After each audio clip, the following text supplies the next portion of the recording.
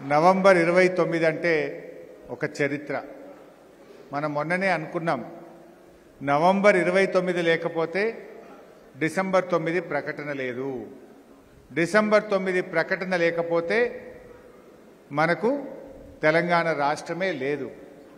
ఇవాళ ఉద్యమం అనేది ఇవాళ నవంబర్ 29 ఒక కీలకమైనటువంటి ఉద్యమాన్ని మలుపు తిప్పినటువంటి దినం.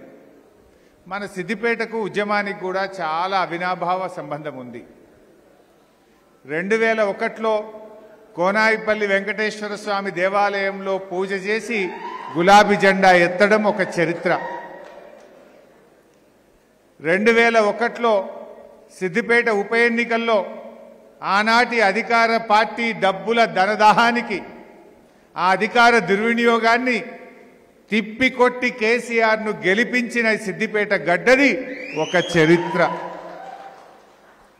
అదేవిధంగా 2009 తెలంగాణ ఉద్యోగ గర్జన సిద్దిపేటలో జరిగింది.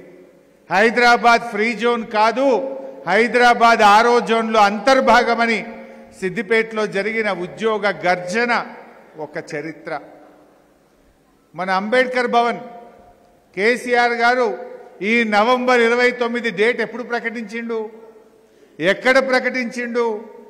సిద్దిపేటలోని అంబేద్కర్ భవన్లో నేను నవంబర్ 29వ తేదీ నా గడ్డ సిద్దిపేటలో ఆమరణ నిరాహార దీక్ష కూర్చోబోతున్నా అని చెప్పి ప్రకటించిండు.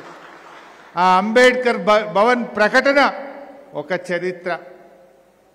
అదేవిధంగా నవంబర్ 29 కరీంనగర్ నుంచి సిద్దిపేటకు వస్తూ అల్గునూర్ చౌరస్తాలో కేసీఆర్ను అరెస్ట్ చేయడం, ఖమ్మం జైల్లో పెట్టడం ఒక చరిత్ర. కేసీఆర్ గారి ఆమరణ దీక్ష మరి 11 రోజుల పాటు ప్రాణాన్ని లెక్క చేయకుండా ఆయన చేసినటువంటి దీక్ష ఒక చరిత్ర. మిలియన్ మార్చ్ ఒక చరిత్ర. సాగరహారం ఒక చరిత్ర.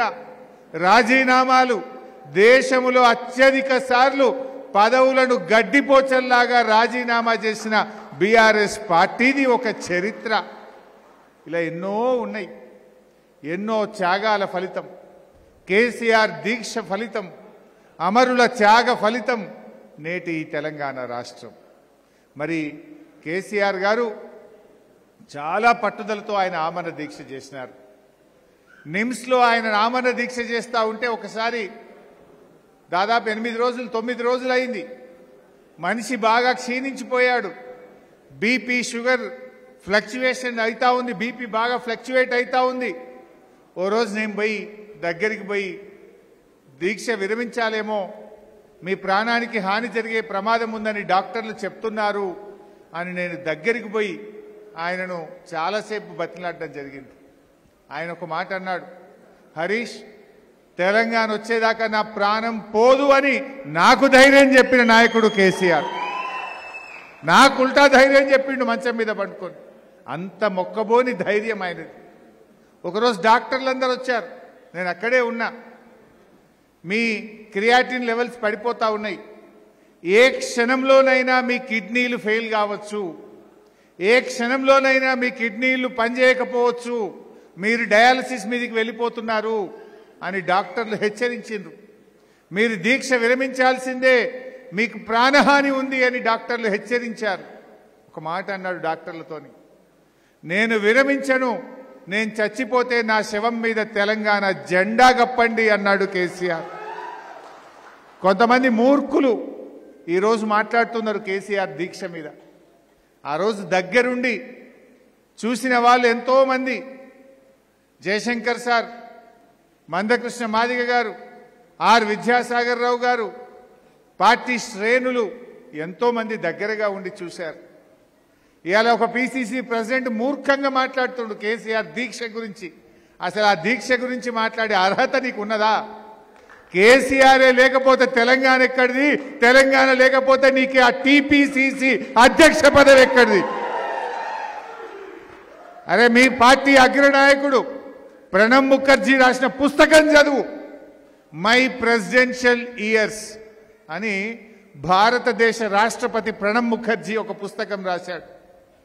ఎందుకంటే తెలంగాణ మీద ప్రణబ్ ముఖర్జీ కమిటీ వేసింది ఆనాటి యూపీఏ ప్రభుత్వం, సంప్రదింపులు చేసింది ఆనాడు ప్రణబ్ ముఖర్జీ, తెలంగాణ బిల్లు మీద సంతకం పెట్టింది ప్రణబ్ ముఖర్జీ, రాష్ట్రపతిగా గెజిట్ పబ్లిష్ చేసింది ప్రణబ్ ముఖర్జీ. ఆ ప్రణబ్ ముఖర్జీయే ద ప్రెసిడెన్షియల్ ఇయర్స్ అనే తాను రాసిన పుస్తకంలో కేసీఆర్ గురించి ఒక పేజీ రాసిండు. ఒక నాయకుడు కలలు కన్నడు, పోరాటం చేసిండు, తన జీవిత కాలములో తన లక్ష్యాన్ని ముద్దాడిన గొప్ప నాయకుడు కేసీఆర్ అనే మాట నేను చెప్పలే, ప్రణబ్ ముఖర్జీ గారు చెప్పిండ్రు. ఇలా అధ్యక్షుడు, ఆ పిసిసి అధ్యక్షుడు ఒకసారి ఆ పుస్తకం చదువుకొని మాట్లాడు. ఈ చిల్లర మాటలు బంద్ చేయి. కేసీఆర్ దీక్ష లేకపోతే డిసెంబర్ 9 నాడు చిదంబరం ప్రకటన చేస్తుండేనా?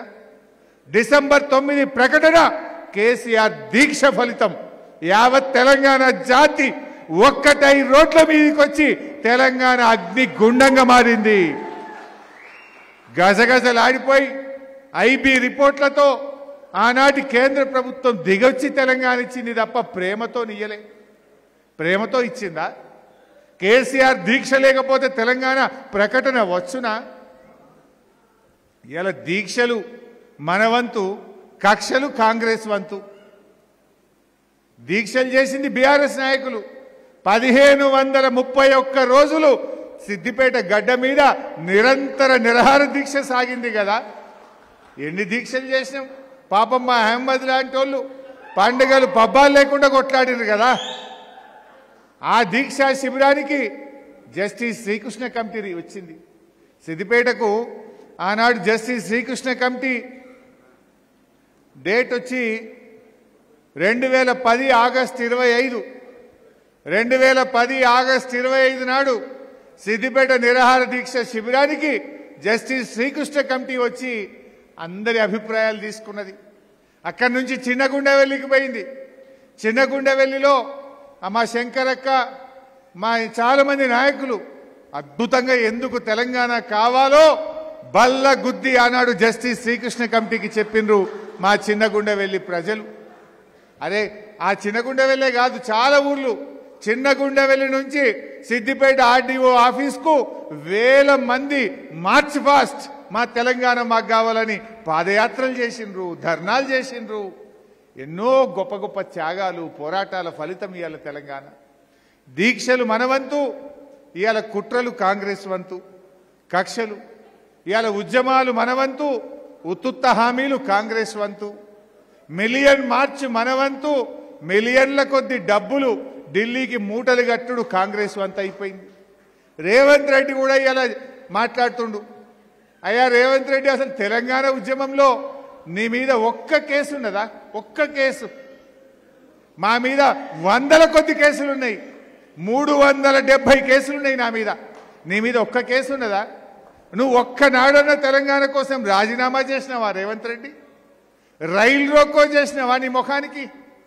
నువ్వు కూడా ఇవాళ తెలంగాణ ఏదో అడ్డిమారి గుడ్డి దెబ్బలో ముఖ్యమంత్రి అయినావు. నువ్వు కూడా మాట్లాడతావు తెలంగాణ గురించి. ఆనాడు తెలంగాణ ఉద్యమకారుల మీద ఇదే కరీంనగర్కు పోతూ తుపాకీ పట్టుకొని బయలుదేరిన రైఫిల్ రెడ్డివి నువ్వు. తెలంగాణ ఉద్యమ చరిత్ర రాస్తే కేసీఆర్ త్యాగాల గురించి రాస్తారు, రేవంత్ రెడ్డి ద్రోహం గురించి రాయాల్సి వస్తుంది. నీదొక బ్లాక్ పేజ్. తెలంగాణ ఉద్యమ ద్రోహివి నువ్వు. మేమందరం రాజీనామాలు చేస్తే జిరాక్స్ కాగితాలు ఇచ్చి ముఖం చాటు వేసిన ద్రోహి రేవంత్ రెడ్డి. ఇవాళ ఆయనకు ఇవాళ తెలంగాణ ఉద్యమంకు ద్రోహం చేసిన ఆయన కోదండరామరెడ్డికి ముద్దయిపోయిండు. ఉద్యమాలు చేసిన మేము చేదైపోయినాం, ఉద్యమ ద్రోహి రేవంత్ రెడ్డి కోదండరాంకు ముద్దయిపోయిండు. ఏనడన్నా ఉద్యమం చేస్తేవా, జై తెలంగాణ అంటివా, అమరుల పాడెమోస్తీవా, రాజీనామా చేస్తేవా? ఏనాడు నువ్వు ఉద్యమంలో పాల్గొన్నావు? ఇలా ఇంకా బాధ కలుగుతా ఉంది నాకు నిజంగా. ఢిల్లీలో కేసీఆర్ గారేమో తెలంగాణ సాధించిండు. తెలంగాణ సాధించడమే కాదు, తెలంగాణ ఉద్యమం ఎందుకోసం జరిగింది? జయశంకర్ సార్ చెప్పేవాడు, నీళ్లు, నిధులు, నియామకాలు. తెలంగాణ పోరాటమే నీళ్ల కోసం, నిధుల కోసం, నియామకాల కోసం. ఆనాడు కేసీఆర్ తెలంగాణ సాధించిండు. సాధించడమే కాదు, నియామకాల్లో పక్కా 95% ఉద్యోగాలు తెలంగాణ బిడ్డలకే దక్కేటట్టు రాష్ట్రపతి ఉత్తర్వులను సవరింపజేసిండు కేసీఆర్. మన నిధులు మనకే దక్కేటట్టు చేసి తెలంగాణ పర్ క్యాపిటా ఇన్కమ్లో దేశంలో నంబర్ 1, జిఎస్డిపి గ్రోత్ రేట్లో తెలంగాణ నంబర్ 1గా నిలిపిండు కేసీఆర్. నీళ్లు, కృష్ణానది జలాలు మనకే దక్కాలని కృష్ణా ట్రిబ్యునల్ సెక్షన్ 3ని సాధించిండు కేసీఆర్. సెక్షన్ 3ని సాధించడమే కాదు, కొత్త ట్రిబ్యునల్ వేస్తే 20 ఏళ్లు పడుతుందని KWDT 2 tribunal, Krishna water dispute tribunal 2కు ఈ TORని ఇచ్చేటట్టు చేసిండు కేసీఆర్. ఎంతో సుప్రీంకోర్టు పోయిండు, ప్రధానమంత్రిని కలిసిండు, నీళ్ల మంత్రిని కలిసిండు, అన్ని ప్రయత్నాలు చేసి KWDT 2కు ఈ కృష్ణా నదీ జలాలు ప్రాజెక్టుల వారిగా పంచాలని చెప్పి సెక్షన్ 3ని కేసీఆర్ సాధించిండు. ఎందుకు ఈ ముచ్చట చెప్తున్నాను మీరు అనుకోవచ్చు. గత 3 రోజుల నుంచి ఢిల్లీలో ఆంధ్రప్రదేశ్ ప్రభుత్వం ట్రిబ్యునల్ ముందు వాదనలు వినిపిస్తుంది. ఆ కృష్ణా నదిలో నీళ్ల పంపకం మీద మొన్నటిదాకా మన ఇంజనీర్లు, మన లాయర్లు వాదించారు. ఇప్పుడు ఆంధ్రప్రదేశ్ వాదిస్తున్నది. ఆంధ్రప్రదేశ్ లాయర్లు పోయి ట్రిబ్యునల్ ముందు ఏమంటున్నారు తెలుసా? జడ్జి గారి ముందు తెలంగాణ ఉద్యమం రాజకీయాల కోసం అయిందట. తెలంగాణ ఉద్యమం నీళ్ల కోసం కాదు, తెలంగాణ ఉద్యమం ప్రజలది కాదు, తెలంగాణ ఉద్యమం ఇదొక రాజకీయ ఉద్యమం అని చెప్పి ఆంధ్రప్రదేశ్ న్యాయవాదులు, ఇంజనీర్లు ట్రిబ్యునల్ ముందు వాదిస్తుంటే ఈ అడ్డిమారి గుడ్డు దెబ్బ ముఖ్యమంత్రి, ఈ తెలంగాణ ద్రోహి రేవంత్ రెడ్డి, ఇంకొక ఆయన ఉత్తుత్త మంత్రి ఉంటాడు ఉత్తమ్ కుమార్ రెడ్డి, ఈ ఇద్దరు కూడా సిగ్గు లేకుండా నోర్లు మూసుకొని సప్పుడే కూర్చుంటున్నారు. 3 రోజుల నుంచి తెలంగాణ ఉద్యమాన్ని కించపరిచే విధంగా ఆంధ్రప్రదేశ్ ట్రిబ్యునల్ ముందు వాదనలు వినిపిస్తుంది. అంటే ఇవాళ అమరుల త్యాగాలు ఉత్తయేనా? లక్షలాది కోట్లాది మంది తెలంగాణ ప్రజల పోరాటం ఉత్తదేనా? ఇవాళ మా నిరుద్యోగ యువత, మా TNGOలు, మా రిటైర్డ్ ఉద్యోగులు, మా కుల సంఘాలు, మా ఆర్టీసీ, మా సింగరేణి, మా కార్మిక సంఘాలు, మా జర్నలిస్టులు చేసిన పోరాటం ఉత్తదేనా? ఇదంతా ఉత్తదే, ఇది రాజకీయ ప్రేరేపితమైన ఉద్యమమని ట్రిబ్యునల్ ముందు ఆంధ్రప్రదేశ్ ఇవాళ తెలంగాణ ఉద్యమాన్ని అవమానపరిచే విధంగా నిన్న మొన్న ముచ్చట ఇది 25, 26, 27 3 రోజులు ఆంధ్రప్రదేశ్ ఇదే మాట్లాడుతున్నది. మరి ఆంధ్రప్రదేశ్ అట్లా మాట్లాడితే తెలంగాణ లాయర్లు మాట్లాడొద్దా? తెలంగాణ ఇంజనీర్లు లేచి దాన్ని ఖండించొద్దా? తెలంగాణ ముఖ్యమంత్రి నా ఉద్యమాన్ని, నా ప్రజలను, నా ఉద్యమకారులను ఎట్లా అవమానిస్తామని మాట్లాడే బాధ్యత ఈ ఉత్తుత్త మంత్రికి, ఈ ముఖ్యమంత్రికి లేదా? అంటే ఇలా ముళ్ళుగుచ్చినట్టు కూడా లేదు వీళ్ళకు, చీమునెత్తురు లేదు వీళ్ళకు. తెలంగాణ ఉద్యమాన్ని ఆంధ్రప్రదేశ్ ట్రిబ్యునల్ ముందు అవమానిస్తుంటే, మన నీళ్లు దోచుకపోయే ప్రయత్నం చేస్తుంటే ఇలా నోరు కూడా మెదపకుండా పడి ఉన్నారు వీళ్ళు. కేసీఆర్ తెలంగాణ తెచ్చిండు, నీళ్ల కోసం ట్రిబ్యునల్ తెస్తే గా హక్కు తెచ్చుకునే తెలివి లేదు. ఆ ట్రిబ్యునల్ ముందు ఆంధ్రప్రదేశ్ ఏం చెప్పాలి? చెప్తే ఎందుకు ఆంధ్రప్రదేశ్కు నీళ్లు ఇయ్యాలో టెక్నికల్గా వాదనలు వినిపించాలి, లీగల్గా వాదనలు వినిపించాలి. లీగల్గా మాట్లాడతలేరు, టెక్నికల్గా మాట్లాడతలేరు, కేవలం మన మీద బురద జల్లుతా ఉన్నారు, మన ఉద్యమాన్ని తక్కువ చేసి చూపిస్తూ ఉన్నారు, మన ఉద్యమకారులను, అమరులను అవమానపరిచే విధంగా ఇవాళ ఆంధ్రప్రదేశ్ ట్రిబ్యునల్ ముందు వాదనలు వినిపిస్తూ ఉంది. ఇప్పటికైనా ఓ ఉత్తుత్త మంత్రి, ఓ అడ్డిమారి గుడ్డి దెబ్బ ముఖ్యమంత్రి కళ్ళు తెరవండి, సోయి తెచ్చుకోండి, ఆ కృష్ణా ట్రిబ్యునల్లో తెలంగాణ వాటా సాధించండి. చేత కాకుండా దద్దమ్మల్లాగా నోర్లు మూసుకొని ఉండకండి. ఇది తెలంగాణ 3 కోట్ల ప్రజల ఆత్మ గౌరవం. ఈ 3 కోట్ల ప్రజల ఆత్మ గౌరవాన్ని దెబ్బతీసే విధంగా ఆంధ్రప్రదేశ్ ఇలా ట్రిబ్యునల్ ముందు మాట్లాడుతూ ఉంది. ఎందుకంటే నీవు ఉద్యమం చేయలేదు, నీకు ఉద్యమకారుల విలువ తెలియదు, ఉద్యమకారుల పౌరుషం తెలియదు, తెలంగాణ ఆత్మగౌరవం నీకు అంతకంటే లేదు రేవంత్ రెడ్డి. కానీ ఆ కాంగ్రెస్లో ఎవరన్నా ఉన్నోళ్ళు, తెలంగాణ సోయి ఉన్నోళ్ళు, తెలంగాణ వాళ్ళు ఎవరైనా ఉంటే ఇప్పటికైనా కళ్ళు తెరవండి, ధీటుగా ఆ ట్రిబ్యునల్ ముందు తెలంగాణ వాదనలు వినిపించాలని చెప్పి నేను ఈరోజు ఈ ప్రభుత్వాన్ని హెచ్చరిస్తా ఉన్నా. ఏది ఏమైనా ఇవాళ తెలంగాణ రాష్ట్రం ఏర్పడ్డది కనుకనే పచ్చని పంటలు కనబడతా ఉన్నాయి. 24 గంటల కరెంట్ వస్తూ ఉంది. ప్రతి ఇంటికి త్రాగునీరు వస్తూ ఉంది. 1 కోటి ఎకరాల మాగాణిగా తెలంగాణ మారింది. ధాన్యం ఉత్పత్తిలో దేశంలో నంబర్ 1గా ఈ తెలంగాణ నిలిచిందంటే అది కేసీఆర్ దీక్ష ఫలితం, అమరుల త్యాగ ఫలితం. నవంబర్ 29 దీక్ష చేపట్టిన దినం యొక్క ప్రాధాన్యత. ఇవాళ ఈ దీక్ష లేకపోతే ప్రకటనే రాదు కదా. నవంబర్ 29 దీక్ష లేకపోతే డిసెంబర్ 9 ప్రకటన రాదు. డిసెంబర్ 9 ప్రకటన లేకపోతే జూన్ 2వ తేదీ ఉండదు. అవి ఉన్నాయి కనుకనే ఇవాళ తెలంగాణలో ప్రతి ఇంటికి స్వచ్ఛమైన త్రాగునీరు వస్తుంది. 1 కోటి ఎకరాల మాగాణిగా మారింది. అత్యధిక ధాన్యం ఉత్పత్తి చేస్తున్న రాష్ట్రంగా దేశంలో నంబర్ 1గా నిలిచింది. పర్ క్యాపిటా ఇన్కంలో తలసరి ఆదాయంలో నంబర్ 1, జిఎస్డిపి గ్రోత్ రేట్లో నంబర్ 1. ఇవన్నీ ఎక్కడికి వెళ్ళి వచ్చినాయి? ఇవన్నీ కూడా కేసీఆర్ పోరాటం. ఇవాళ అక్కడనేమో చంద్రబాబు నాయుడు ఏమో రివ్యూ చేస్తున్నాడు. కృష్ణా ట్రిబ్యునల్లో మనను కించపరుస్తున్నారు, మన ఉద్యమాన్ని అవమానపరుస్తున్నారు. ఇది నీళ్ల కోసం కాదంటున్నారు. అక్కడ చంద్రబాబు రివ్యూ చేసుకుంటూ ఇంకా నీళ్లు ఎట్లా తీసుకుపోదాం అని కొత్తగా మళ్ళేదో పెట్టిండు. ఇంకో ప్రాజెక్టు పెట్టిండు. గోదావరి బంకచెర్లతో నీళ్ళు ఎట్లా పట్టుకపోదాం, ట్రిబ్యునల్ల ముందు ఇంకా గట్టి వాదనలు వినిపించి ఆంధ్రప్రదేశ్కు నీళ్ళు ఎట్లా కొల్లగొడదామని చంద్రబాబు చూస్తుండు. రేవంత్ ఏం చేస్తుండు? రేవంత్ రెడ్డి అదేందో పెట్టిండు సమ్మిట్. ఏం సమ్మిట్ అది? గ్లోబల్ సమ్మిట్ అట పెట్టిండు. ఏందా సమ్మిట్? మనము కేసీఆర్ గారు ప్రభుత్వం ఫార్మాసిటీకి 13,000 ఎకరాలు సేకరించి పెట్టిండు. ఆ 13,000 ఎకరాలు బడా బడా కంపెనీలకు ఎట్లా అమ్ముకుందామనే పనిలో రేవంత్ రెడ్డి బిజీ ఉన్నాడు. తన అనుయాయులకు ఎట్లా కట్టబెట్టాలనో ఆయన బిజీగా ఉన్నాడు. ఆ ఉత్తుత్త మంత్రి ఏమో సీమ గుట్టినట్టు లేదు ఆయనకు. రేవంత్ రెడ్డి ఏమో గ్లోబల్ సమ్మిట్ తోని భూములు అమ్ముకోవాలి, తన అనుయాయులకు కట్టబెట్టే పనిలో ఆయన ఉంటే, చంద్రబాబు ఏమో నీళ్లు కొల్లగొట్టే పనిలో చంద్రబాబు ఉన్నాడు.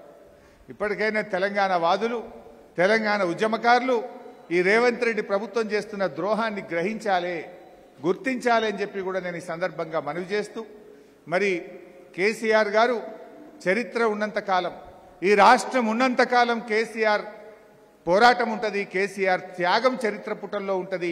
రాష్ట్రం ఉన్నంతకాలం కేసీఆర్ గారి పేరు ఉంటుంది. ఎవరో పిసిసి ప్రెసిడెంట్ అన్నంత మాత్రాన ఈ నిజాలు అబద్ధాలు కావు. ఈ నిజాలు, ఈ సాక్ష్యాలు ఎప్పుడు కూడా మర్చిపోరు అనేటువంటి విషయాన్ని నేను తెలియజేస్తూ, ప్రణబ్ ముఖర్జీ గారు రాసిన పుస్తకం కోయలిషన్ టైమ్స్ అనే ఇంకో పుస్తకం కూడా రాసిండు ఆయన.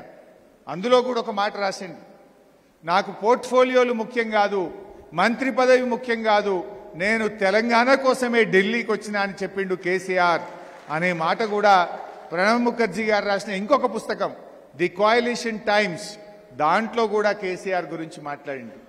అంటే ఢిల్లీలో మంత్రి పదవిని, పోర్ట్ఫోలియోని కూడా త్యాగం చేసి తెలంగాణ కోసం పోరాడిన విషయాన్ని మనం చెప్పలే, కాంగ్రెస్ ప్రముఖ నాయకుడు ప్రణబ్ ముఖర్జీ చెప్పిండు.